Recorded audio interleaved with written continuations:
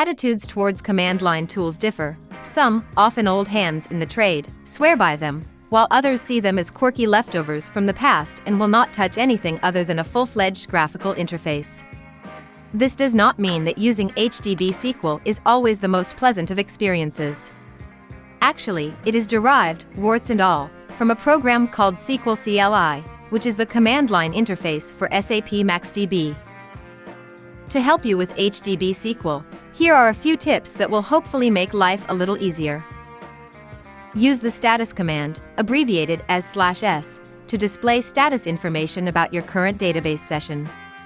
This is useful, for instance, if you want to check under which user ID you are currently working. By default, HDBSQL displays the output of select commands as a CSV-like list with commas between column values and character type values in double quotes. This is not exactly the easiest form in which to read the results of a query. You can change this by using the \align command, which can be abbreviated to /al. The output will then be presented as a table with vertical bars as separators. HDBSQL displays the results of a selection one page at a time. You press Enter to display the next line, space to display the next page, and Q to end the output before reaching the end. This is the same as in the Unix Linux more command.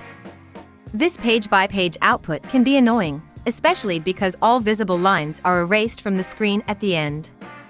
To disable this, use the \pager command, abbreviated form /pa. Be careful with very large tables. With the pager disabled, all rows will be displayed at once. The HDBSQL help says that you can use on or off to enable or disable the pager, but this is wrong. The command acts as a toggle, so use the pager command without a parameter to switch between on and off. In its standard operating mode, HDBSQL assumes that one line equals one command. When you press Enter, whatever you have typed on that line gets executed. This is inconvenient for long SQL statements. You can avoid this by enabling multiline input with the multiline command, abbreviated form /mu.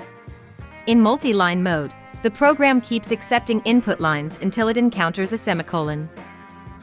You can also enable this option with the command line switch m.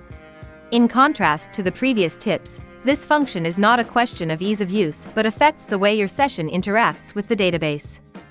By default, HDBSQL processes SQL statements in autocommit mode, which means that it sends an implicit commit after every statement.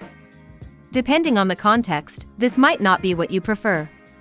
If you want to execute a series of statements that change data, such as insert followed by several update statements, and you see these statements as forming a single logical transaction that must execute in an all-or-nothing fashion, then autocommit is not suitable.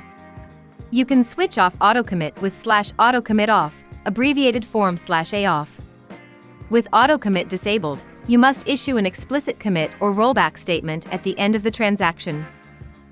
To start HDBSQL with autocommit turned off, use the command line switch Z.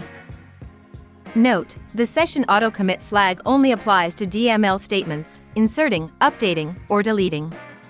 By default, DDL commands, like creating or dropping tables, still autocommit. A subsequent rollback will not undo the DDL action. You can change this behavior with the set transaction autocommit DDL off SQL statement. To keep up on all things SAP, make sure to subscribe to our channel and hit the notification bell so you'll never miss out on a new video.